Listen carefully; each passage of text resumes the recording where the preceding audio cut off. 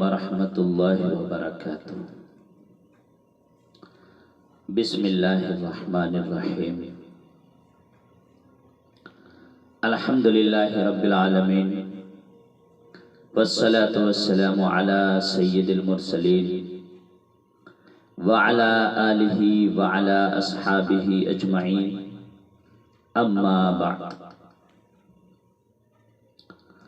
میرے بھائی اور دوستو، بعض مرتبہ آدمیوں سے ایسے کام ہو جاتے ہیں جو کبھی انہوں نے سوچا بھی نہیں تھا اور وہ غلط ہو جاتا۔ ایک مرتبہ ایک صحابی کا پاؤں بھاگتے ہوئے اللہ کے رسول کے پاؤں پر آ گیا۔ ان کا جوتا تھا ہارڈ قسم کا۔ آپ کو تکلیف ہوئی،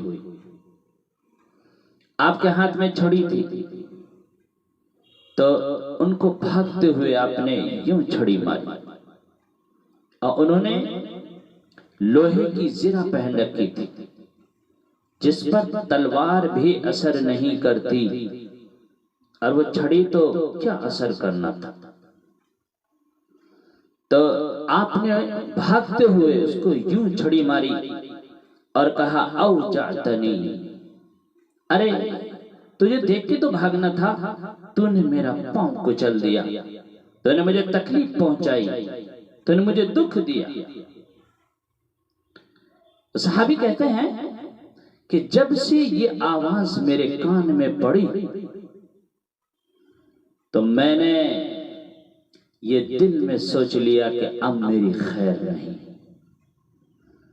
اب میری خیر نہیں، اب اللہ کی طرف سے وحی آئے گی اور میرے لیے تباہی اور بربادی کا فیصلہ سنائے گی۔ میں اسی غم میں پوری رات جاگتا رہا، سویا نہیں، پوری رات جاگتا رہا۔ فجر کی نماز پڑھی، میں اپنے خیمے میں گیا، اعلان ہوا کہ جس شخص کا پاؤں اللہ کے رسول کے پاؤں کے اوپر آ گیا تھا وہ حاضر ہو۔ میں نے کہا جو میں نے سوچا وہ ہو گیا، لگتا ہے میری تباہی اور بربادی کا فیصلہ آنے والا ہے۔ میں ڈرتے ڈرتے اللہ کے رسول کی خدمت میں حاضر ہوا۔ آپ تشریف فرماتے، آپ نے مجھے دیکھا، تبسم فرمایا، آپ نے فرمایا کہ میں نے تجھے اس لیے بلایا ہے معافی مانگنے کے لیے کہ میں نے چھڑی ماری تھی، اس لیے معافی مانگنے کے لیے میں نے بلایا ہے۔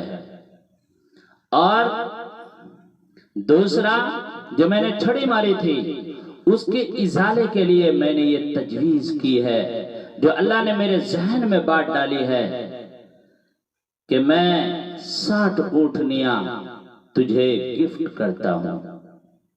60 اونٹنیاں عرب میں سب سے قیمتی متاع اونٹنیاں ہیں۔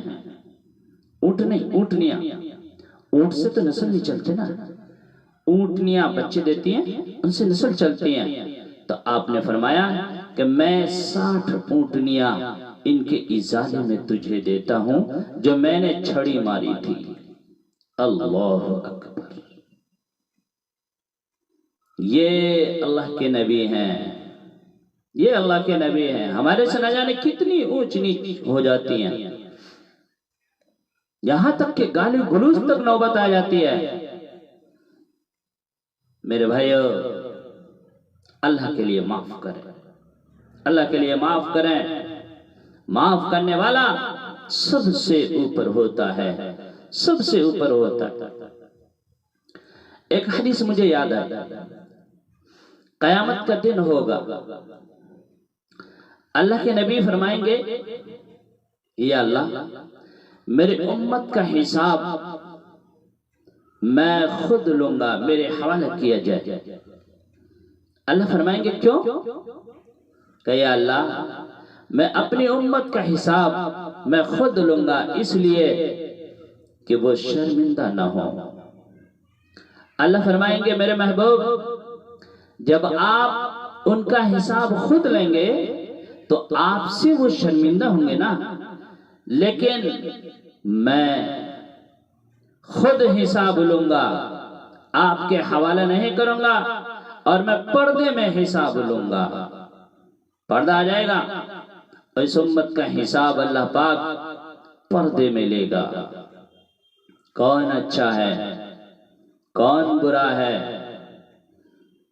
مجمع میں سے کسی کو پتہ نہیں چلے گا کہ کون اچھا ہے کون برا ہے، کون اچھا ہے کون برا ہے۔ تو میرے بھائیو، یہ اللہ کا ہمارے اوپر بہت بڑا کرم کا معاملہ ہے۔ فرمایا وَجَاهِدُوا فِي اللَّهِ حَقَّ جِهَادِهِ هُوَ اجْتَبَاكُمْ۔ اللہ تعالیٰ فرما رہا کہ تم اللہ کے راستے میں جہاد کرو۔ کہ اللہ کیوں؟ کہ اس لیے کہ تم اس کے اہل ہو۔ جو اہل ہوتا نا اسی کو یہ کام ملتا ہے۔ تو اللہ سے دعا کریں اللہ پاک ہم سب کو مرتے دم تک نبیوں والا کام کرنے کی توفیق عطا فرمائے، توفیق عطا فرمائے۔ اور میرے بھائیو، مرنے سے پہلے ماں باپ کی دعا لے کے مرنا، دعا لے کے مرنا، بد دعا لے کے نہ مرنا، دعا لے کے مرنا۔ اگر باپ کی ہائے لگ گئی تمہاری نسلیں برباد ہو جائیں گی، نسلیں برباد ہو جائیں گی۔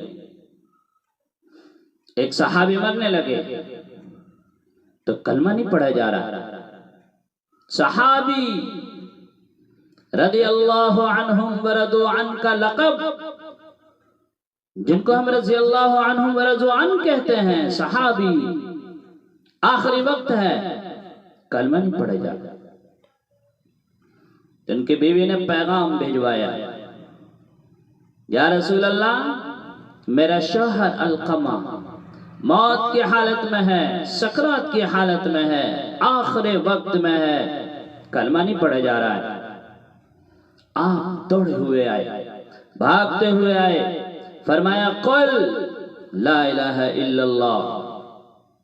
کہنے والا نبی، سننے والا صحابی، پڑھا نہیں جا رہا۔ کہا یا رسول اللہ میں بول رہا ہوں لیکن زبان سے بولا نہیں جا رہا، بولا نہیں جا رہا۔ آپ نے فرمایا کہ ماں باپ میں سے کون زندہ ہے؟ کہا جی ماں۔ راضی ہے کہ ناراض؟ کہا جی ناراض۔ آپ نے خبر بھیجوایا، ام علقمہ میں آ جاؤں یا تم آ جاؤ؟ کہا یا رسول اللہ میں آ رہی ہوں۔ آ گئی۔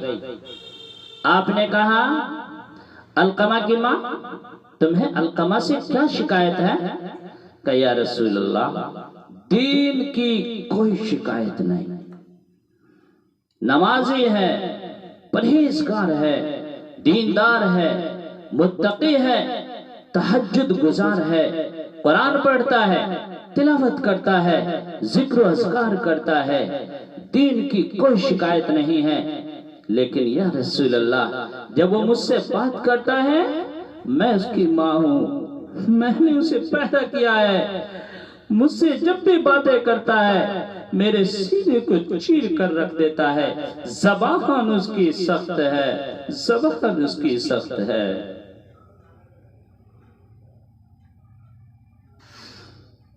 یا رسول اللہ زبان اس کی سخت ہے، یہی شکایت ہے، دین کی کوئی شکایت نہیں۔ آپ نے فرمایا معاف کر دے۔ کہ نہیں معاف نہیں کرتی، کہ معاف کر دے تو معاف نہیں کرتی۔ آپ نے فرمایا بلال لکڑیاں اکٹھی کرو، علقمہ کو آگ لگا دو۔ کہ رسول آگ لگائیں گے؟ کہ ہاں ہاں آگ لگاؤں گا، اگر تو نے معاف نہ کیا یہ جہنم میں جلے گا، اگر میں نے اسے یہاں جلا دیا تو یہ جہنم سے بچ جائے گا۔ کہا نہیں یا رسول اللہ، میں نے معاف کیا۔ ماں ہے نا، دیکھ نہیں سکتی، میں نے معاف کیا۔ ادھر ماں نے معاف کیا اور ادھر علقمہ کی زبان پر کلمہ جاری ہو گیا۔ آپ نے اس کی نماز جنازہ پڑھائی، قبر میں اتارا اور پھر کھڑے ہو کر فرمایا فَعَلَيْهِ لَعْنَةُ اللَّهِ وَالْمَلَائِكَةِ وَالنَّاسِ أَجْمَعِينَ کہ لوگو، جس نے اپنے والدین کی نافرمانی کی، اپنے ماں باپ کو ستایا، اسے دکھ دیا، اس پہ اللہ کی لعنت، فرشتوں کی لعنت، زمین آسمان کی لعنت۔ نہ اس کی نماز قبول ہے، نہ اس کا روزہ قبول ہے، نہ اس کا حج قبول ہے، نہ اس کا صدقہ قبول ہے۔ میرے بھائیو، یہ ماں ہے، یہ ماں ہے۔ آپ نے فرمایا کاش میری ماں زندہ ہوتی اور میں عشاء کی نماز کے لیے مصلی پہ کھڑا ہوتا، ادھر سے دروازہ کھلتا اور میری ماں مجھے کہتی بیٹا محمد، تو میں نماز توڑ کر کہتا جی اماں جی، نماز بعد میں پڑھوں گا، حاضر ہوتا ہوں، بعد میں پڑھوں گا۔ میرے بھائیو، یہ نماز ہے، یہ ماں ہے، یہ ماں ہے۔ اللہ پاک ہم سب کو ماں کی خدمت کرنے کی توفیق عطا فرمائے۔ وآخر دعوانا الحمدللہ رب العالمین۔